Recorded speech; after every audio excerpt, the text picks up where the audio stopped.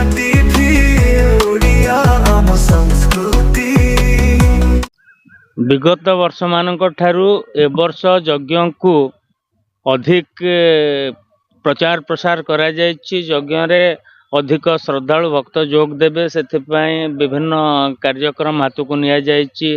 जेमती प्रतिवर्ष परि यज्ञ हुए ए यज्ञ सबुठु बड़ आकर्षण भारत वर्षर कोण अनुकोणरू साधु सन्थ माने यज्ञ कार्यक्रम रे जोग दियंती। शताधिक साधु सन्थ चलित वर्ष कार्यक्रम रे जोग देवे एवं आनंद बजार व्यवस्था सबुदिन पई करा जायछि। यज्ञ रे अखंड आनंद बजार व्यवस्था होउछि।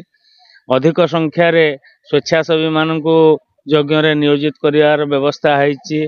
प्रशासनिक सहयोग पूर्ण भाव में आने विधायक सहित यज्ञ कमिटी विस्तृत आलोचना करछि।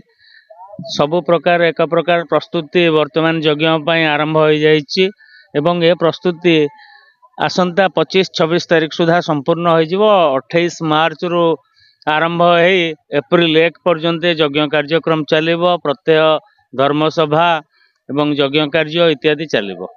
सुरक्षा व्यवस्था पई प्रशासनिक स्तर रे पुलिस प्रशासन को जना जाइछि। से माने पूर्ण सहयोग करिवार प्रतिश्रुति दैछन्ति।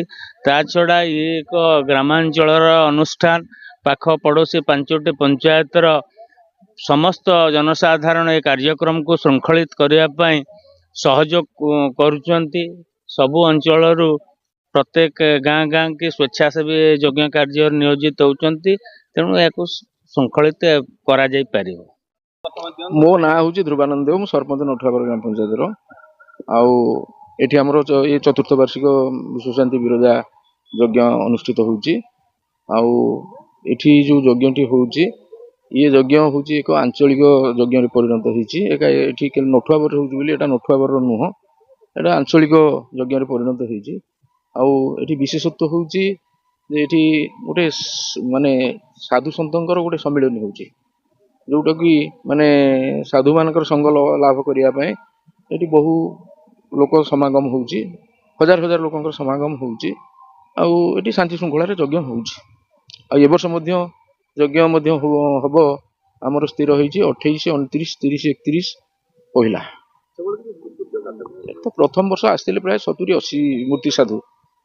गत वर्ष भी से भाया आसी साधु मानकर भी ये होउची समागम होउची, भल समागम होउची एवं लोक माने साधु दर्शन करिया पे बहुत आसुचंदी।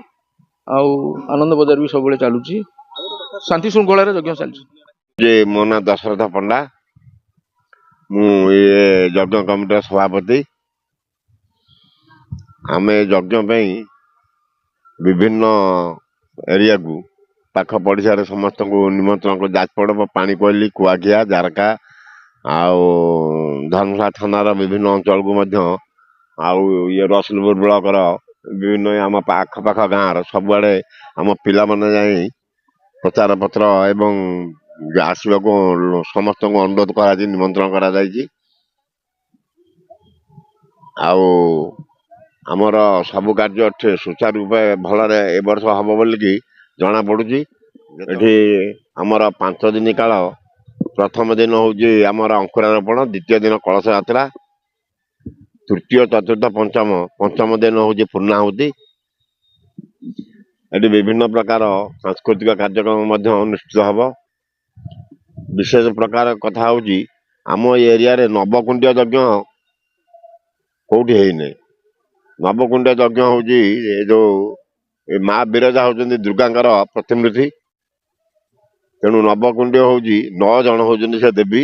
प्रथमे शैलपुत्री, तृतीय ब्रह्मचारिणी, तृतीय चंडाघंटी, पुष्पांडी चतुर्थकम, पंचमे स्कंद महापति, षष्ठे कात्यायन तथा सप्तमे कालरात्रि, महागुरती चाष्टम, नवमे सिद्धिदात्री ब्रह्म दुर्गा प्रकटिता।